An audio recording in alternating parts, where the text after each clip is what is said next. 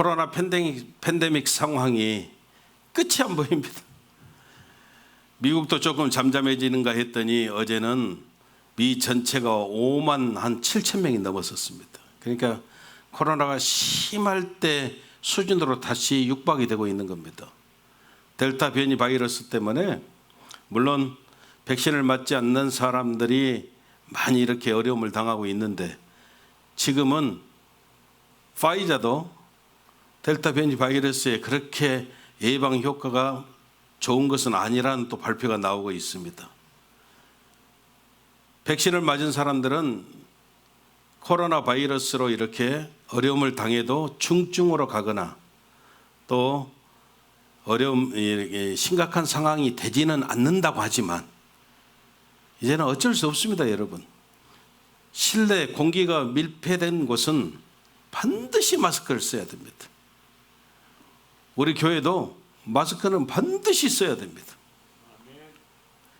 그런데 이제 이렇게 혼란스러움이, 어려움이 오래 지속되다 보니까 짜증이 일어나는 거예요. 짜증이. 삶이 참 많이 힘든데 이것이 끝이 보여야 희망을 갖잖아요. 그런데 그러지 못하니까 짜증이 일어나고, 그리고 사람들이 자그마한 일에도 참지를 못해요. 무서워서 말 못해요, 여러분. 얼마나 싸납든지. 그런 상황들이 계속되고 있습니다. 이 마지막 때 새벽에도 은혜를 나눴죠. 우리가 살고 있는 지금이 마지막 말세 지마를 살고 있잖아요.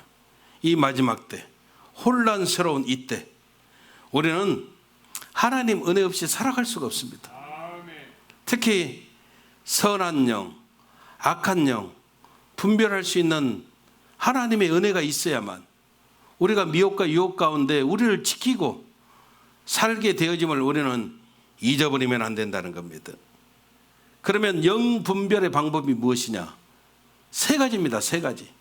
첫째는 열매입니다. 열매를 반드시 여러분들이 보시기 바랍니다. 두 번째는 그 사람이 하는 말입니다. 그 사람이 하는 말, 속에 있는 것이 다 밖으로 나오게 되어져 있습니다. 세 번째는 예수님에 대한 올바른 지식입니다. 그래서 우리가 분별할 수 있다는 것이죠. 오늘 본문 말씀은 예수님께서 산상 설교하신 다음에 산상수훈이라고 이야기합니다. 산상수훈은 하나님의 백성들이 실제 삶 살아가면서 지켜야 될 그런 것들을 예수님이 말씀해 주셨습니다. 마태복음 5장, 6장, 7장입니다. 그리고 8장, 9장이 뭐냐면 예수님께서 산상수훈 말씀하시고 산에서 내려오셔서 질병 가운데 고통당하는 그런 사람들을 고쳐주시는데 10가지 기사와 이적을 기록하고 있습니다. 예수님이 산에서 내려오시니까 제일 먼저 기다리고 있었던 사람이 나병 환자입니다. 문둥병 환자. 문둥병 환자를 예수님께서 고쳐주시고 또 백부장 하인을 고쳐주시고 베드로 장모의 열병을 고쳐주시고 이러면서 이제 10가지 그 기사와 이적들을 기록하고 있는 게 8장 9장인데 오늘 본문은 9번째, 10번째 그 내용을 기록하고 있습니다. 두 맹인을 고쳐주시고 그리고 그 이후에 보면 귀신 들려 말 못하는 사람들을 고쳐주시는 그런 내용들입니다. 그런데 여러분 여기는 영적인 의미가 있다는 것이죠. 예수님 기사와 이적의 핵심 마지막이 무엇이냐? 예수님의 기사와 이적을 잘 보면 그 마지막이 무엇이냐면 항상 보는 것과 연관이 되어져 있고 아멘. 그리고 말하는 것과 연관이 되어져 있다는 겁니다.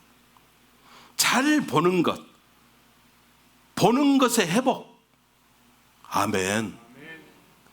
그럼 말하는 것, 이것은 부르짖음입니다. 부르짖음. 이것이 꼭 필요한 것이 되어짐을 우리들에게 보여주고 있다는 거예요. 그래서 우리가 무엇을 회복해야 될까요? 무엇을 회복해야 승리할 수가 있을까요? 두 가지를 한번 살펴보자는 겁니다. 첫째 뭐냐면 보는 능력입니다. 우리는 보는 능력을 반드시 회복해야 돼요. 믿음이 무엇입니까? 믿음이라고 하는 것은 한마디로 말하면 여러분, 눈이 열리는 겁니다. 눈이 밝아지는 거예요. 오늘 본문에 두 맹인이 나오는데 이 두 맹인이 예수님을 만나면서 뭐라고 이야기하느냐면 이렇게 이야기합니다. 다윗의 자손 예수여, 그럽니다. 여러분, 성경 가운데 우리 예수님을 다윗의 자손 예수여라고 맨 처음으로 불렀던 사람들이 누구냐면 두 맹인입니다. 물론 예수님께서 십자가 지시기 전에 예루살렘 성에 입성하실 때 많은 군중들이 호산나 호산나 다윗의 자손 예수여 이렇게 외치기도 했지만 중요한 것은 제일 처음에 예수님을 다윗의 자손 예수여라고 부른 사람들이 제자들도 아니었고 서기관 대제사장을 비롯한 유대인들도 아니었고 바로 두 맹인이었다는 겁니다. 이게 무슨 말이냐면 맹인은 여러분 앞을 보지 못하잖아요. 앞을 보지 못하지만 이 두 사람은 예수님을 제대로 보고 있었다는 겁니다. 다윗의 자손 예수여, 이 말은 메시아라고 하는 뜻입니다. 이 두 맹인은 예수님이 우리들을 위해서 구하기 위해서 이 땅에 오신 메시아임을 분명히 제대로 올바르게 알고 고백했다는 겁니다. 지금 우리는 성령 시대를 살고 있습니다. 성령께서 우리와 함께 하십니다. 성령께서 이 땅에 오셔서 하시는 일이 뭐냐면 우리 예수님이 계속 성령에 대해서 말씀하셨는데 요한복음 16장 보면 성령이 우리에게 오셔서 하시는 일이 뭐냐? 이렇게 말합니다. 보여주신다는 겁니다. 그럼 무엇을 보여주시냐? 거기에 대해서 예수님이 말씀하시는데 죄에 대해서 보여주시고 의에 대해서 보여주시고 심판에 대해서 보여주신다는 것이죠. 이제까지는 죄가 뭔지 몰랐는데 성령이 함께하면은 빛 가운데 다 드러나듯이 죄를 보여준다는 겁니다. 의도 지금까지는 내 자신의 의의가 의인 줄 알았는데 의의라고 하는 것은 하나님께 나아가는 길이고 십자가만이 의의가 되어짐을 우리로 깨닫게 만들어준다는 겁니다. 그 심판이 뭐냐?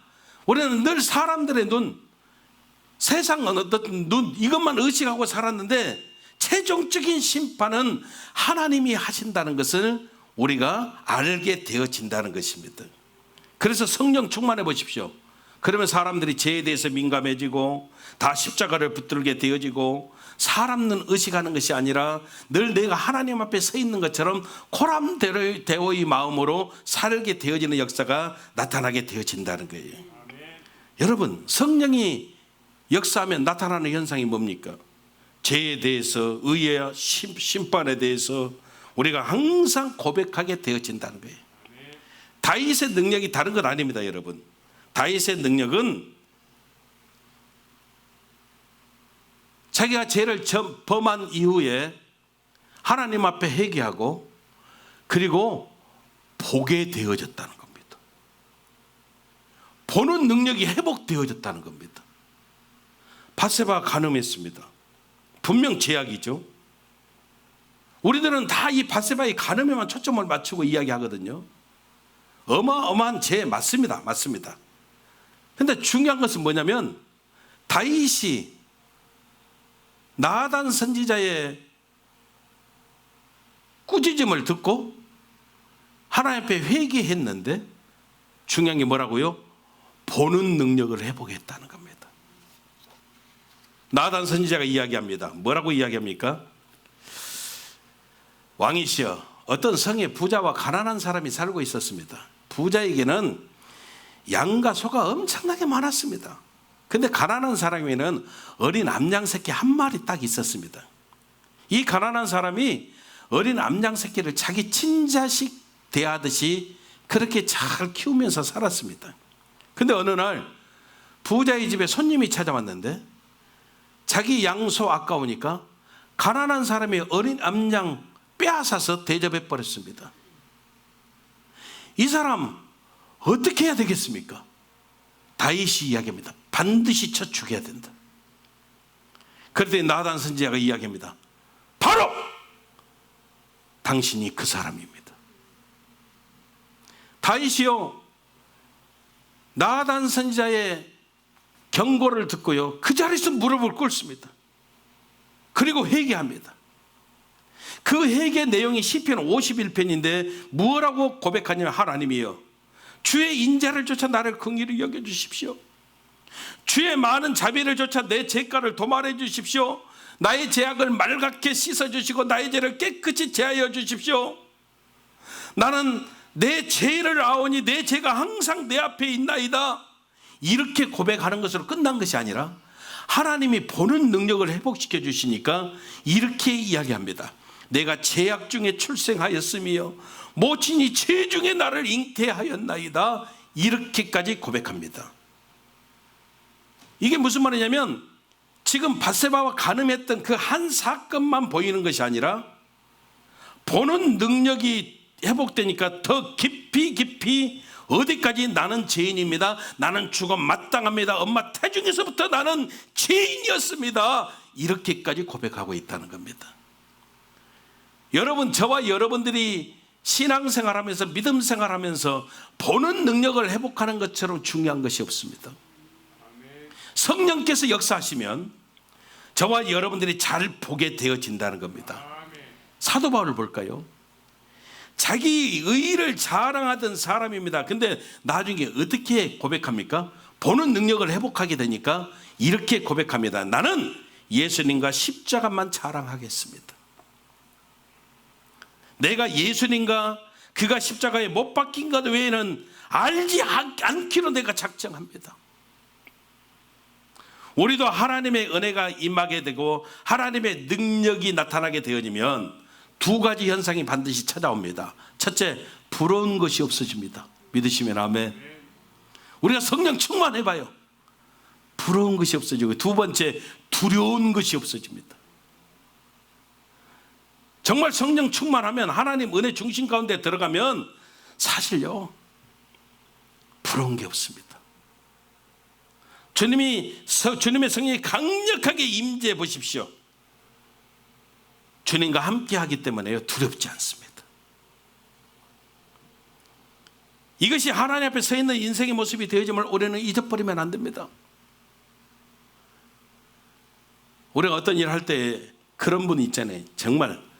정말 거기에 대해서 잘하는 분이 있잖아요. 그것을 뭐라고 하냐면, 야, 저 사람 진짜 고수다, 고수, 초고수다. 그렇게 얘기해요. 수가 높다 이 말이에요. 수가 높다. 운동을 해도 여러분 수가 높은 분들이 있어요. 그래서 만수라고 그래요. 만수. 수가 높은 분들이 따라가지 못해요. 근데 우리가 알아야 됩니다. 성령께서 우리에게 오셔서 하시는 일이 뭐냐면, 살 길을 보여주시는 거예요. 나의 가는 길을 오직 그가 하시나니, 성령께서 아셔요. 우리 미래 길을 아셔요. 보여주시는 거예요. 그래서 우리가 다른 기도 할 필요가 없어요. 예수님, 성령님, 나의 가는 길을 보여주십시오. 보여지면, 따라합시다. 보여지면 쉬워집니다. 안 보이니까 어려운 거예요. 안 보이니까. 여러분, 길을 가는데 보이면 어떻게 가요? 에? 잘 가지요. 그렇죠? 달려도 갈 수 있어요. 근데 안개가 자욱해, 앞이 잘 칠흑같이 어두워, 달려갈 수 있어요? 조심조심 가야 되는 거예요. 절대 여러분 편히 갈 수 없어요. 똑같다는 거예요. 근데 우리가 잘 볼 수 있는 방법이 있어요. 자, 앞에 안개가 자욱해요. 근데 길을 가요. 근데 잘 보고 갈 수 있는 방법이 뭐예요? 잘 몰라요. 나 설명을 잘 못하는가? 잘 볼 수 있는 방법은 가까이 가면 돼요. 믿으시면 아멘. 가까이 가면 보여요. 우리가 마찬가지예요, 여러분. 가까이 가세요. 예배 가까이, 기도 가까이 가세요. 점점 가까이 다가가면 보여지는 역사가 있음을 우리가 잊어버리면 안 됩니다. 신앙생활하다가 시험 들었어요. 시험 들었다는 것은 예수님이 가장 필요한 사람이 됐다는 거예요. 예배가 가장 필요한 사람, 기도가 가장 필요한 사람이 되어졌다는 거예요. 그러면 어떻게 해야 돼요? 예배 가까이, 기도 가까이 가면 돼요. 근데 다 넘어지고 자빠진 이유가 뭐냐면 멀어져요. 시험 들어봐요, 예배 안 나와요. 시험 들어봐요, 기도 안 해요. 시험 들어봐요, 점점 멀어져요. 그렇기 때문에 넘어지고 자빠지는 거예요. 성령께서 눈을 열어주시는 것, 보는 능력이 회복되는 것, 이것이 정말 큰 축복이 되어짐을 믿으시기를 주님의 이름으로 축원합니다. 두 번째, 무엇을 회복해야 승리할까요? 말하는 거예요. 근데 이 말하는 것은 부르짖음이에요. 부르짖음의 능력을 우리가 회복해야 됩니다. 오늘 두 맹인이 큰 소리로 부르짖으면서 예수님을 따라갔습니다. 예수님이 집에 들어가셨는데 그 집에까지 쫓아 들어왔습니다. 그리고 큰 소리로 이야기합니다. 다윗의 자손 예수여, 나를 불쌍히 여겨주십시오. 예수님의 기적을 소유하는 비결은 부르짖음의 능력을 회복하는 것입니다. 시편 34편 6절에 보니까 이 곤관자가 부르짖음의 야훼께서 들으시고 모든 환난에서 그를 구원하셨도다. 우리 삶 속에 곤감이 찾아왔을 때 우리가 부르짖으면 하나님이 들으시고 모든 환난에서 구원해 주신다. 이게 여러분 공식이에요. 공식. 내가 부르짖으면 하나님이 들으시고 응답해 주신다. 오늘도 마찬가지입니다. 우리가 부르짖으면 하나님이 들으시고 하나님이 역사하시는 것입니다. 부르짖는다는 거 한번 생각해 보십시오. 사람 마음 가운데 가장 진실한 모습이 부르짖는 겁니다. 부르짖는 것처럼 솔직한 게 없습니다. 자, 아무도 없습니다. 아무도 없습니다. 지금 하나님하고 나하고 단 둘이만 있습니다. 부르짖어요. 이게 가짜로 부르짖을 수 있어요? 부르짖는다는 것은 여러분 솔직한 거예요. 진짜예요, 진짜. 누구 보는 사람 아무도 없어요. 보는 사람이 있으면 혹시 나 기도 열심히 하고 있거든, 그러고 가짜로 할 수 있는데 그런 사람 없어. 하나님하고 나하고만 있어요. 근데 부르짖어요. 큰 소리로 울면서 부르짖어요. 이거 가짜로 할 수 있어요?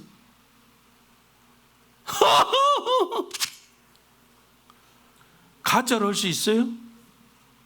절대 없어요. 절대 없어요. 그래서 여러분, 이 부르짖는 기도는 모방할 수 없어요. 부르짖음. 우리 예수님께서 부르짖음을 가르쳐 주십니다. 어떻게 부르짖으라 가르쳐 주십니다. 영광과 존귀를 받으시기에 합당하신 아버지 하나님, 생각사로 감사하고 또 감사합니다. 이런 미사 엮고 필요 없어요. 부르짖음은요 초간단해요. 하나님 살려주세요, 끝. 부르짖음은요 간단합니다. 간단하면서 강력합니다. 진실합니다. 하나님 도와주십시오. 다른 말이 필요가 없습니다. 여러분, 이 간단한 것을 우리는 회복을 못하고 살아요. 그래서 어려움이 생깁니다. 이 부르짖음의 능력을 회복할 수 있어야 저와 여러분들이 승리할 수 있음을 우리는 깨달아야 된다는 것이죠. 그런데 이 부르짖음은 시편에서 말한 것처럼 공고한 사람만이 하는 거예요. 공고한 사람만이, 다른 사람이 할 수 있는 게 아니에요. 내 삶 속에 공감이 찾아왔을 때, 주님밖에 없음을 우리가 깨닫게 되어졌을 때, 그때 여러분 우리는 부르짖게 되는 거예요. 부르짖음이 되기 위해서 주변에 있는 것들이 다 사라져야 돼요. 히스기야 보십시오. 사방이 다 막히니까 하나님 나라를 건져 주십시오. 이 나라를 살려 주십시오. 부르짖고 하나님이 역사하셨음을 저와 여러분들이 잘 알고 있는 것입니다. 어제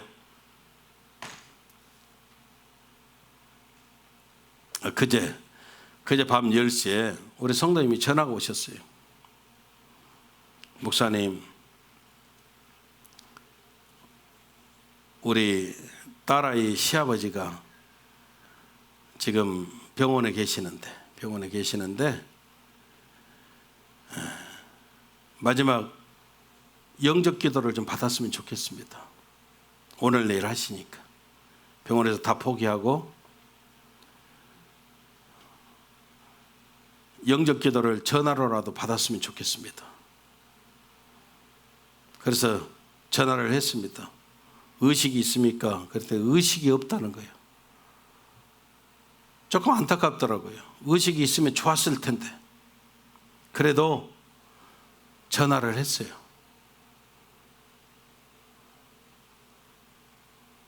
사이가 받더라고요. 사이가 받아요.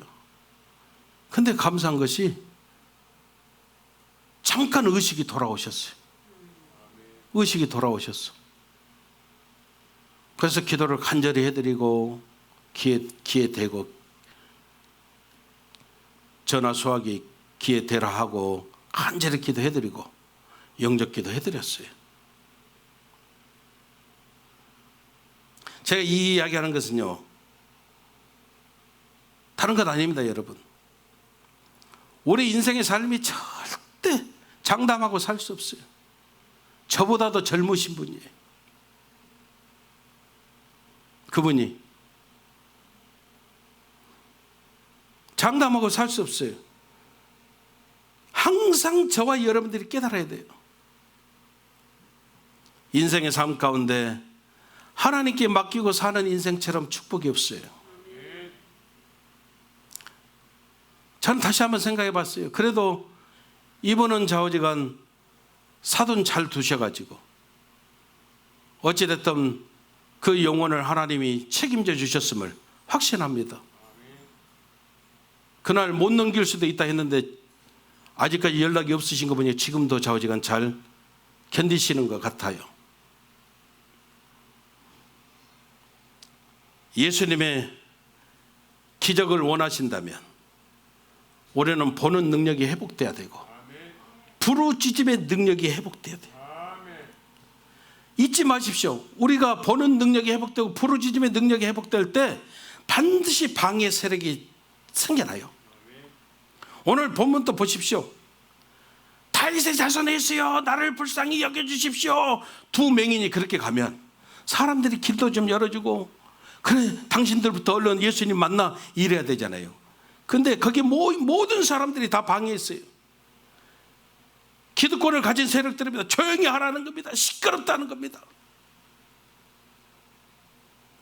두 맹인이 눈을 떴어요. 그러면 야 잘됐다. 하나님 살아계신다. 하나님께 영광을 돌립니다. 이래야 되는데 바리새인들이 뭐라고 했습니까? 바알세불 귀신의 왕을 빙자해서 귀신을 쫓아낸다. 두 눈 뜬 게 마귀 역사래요. 하나님 나라의 임재가 뭘까요? 여러분 하나님 나라의 임재가 뭘까요? 성경은 여러분 분명하게 말씀해 줍니다. 나의 소유다. 축복이라는 겁니다. 제사장 나라가 된다. 사명이라는 겁니다. 거룩한 백성이 되는 것, 서로 우리가 하나 되는 것입니다. 우리가 이 하나님 나라의 임재는 다른 것 아닙니다.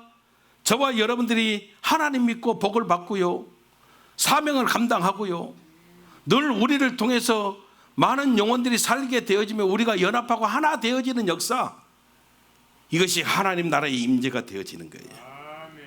결국 우리가 하나님께 예비하고 찬송하는 것, 우리의 목표고 우리가 사는 비결이 되어짐을 잊어버리면 안 된다는 겁니다. 혼자 예수 잘 믿고 복 받는 거, 이거 1단계입니다. 1단계는요 1단계로 끝나버립니다. 나 혼자 잘 먹고 잘 살면 되지. 잘 먹고 잘 잘 저축해서 우리 자식, 우리 손자, 손주, 손녀들 잘 물려주면 되지. 1단계로 끝납니다. 근데 전하면은, 나누면은 제사장 단계에 올라갑니다. 더 중요한 것은 전하고 나누고 함께 할 때 하나님이 영광을 받으십니다. 우리 주변을 되돌아보고 주의 사랑을 전할 수 있는 넉넉한 삶을 사십시오. 사십시오. 탤런트 이순재 씨가 87세입니다. 그분이 이런 이야기 하더라고요. 내가 건강하게 살 날이 몇 년일지 장담할 수 없는데 인생의 모습 가운데 가장 아름다운 마무리를 할 수 있는 방법을 찾고 계신다고 그러더라고요. 그분이 어떻게 할지는 나 잘 모르겠습니다. 그런데 그분의 고백 가운데 참 그분이 예수 믿는지 안 믿는지는 몰라도 마음이 참 감동이 잔잔하게 오더라고요. 인생 마무리를, 아름다운 마무리를 어떻게 할 것인가 찾고 있다고 그래요. 그렇죠. 맞습니다, 여러분. 87세시면요 건강하게 계실 연수가 얼마 될지 모르잖아요. 장담 못 하잖아요.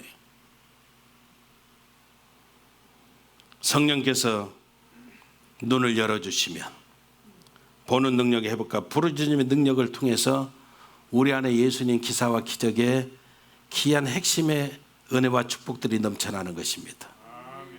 우리가 이거 회복하고 끝까지 믿음으로 승리하는 저와 여러분들 되시기를 주님 이름으로 축원합니다. 기도하겠습니다.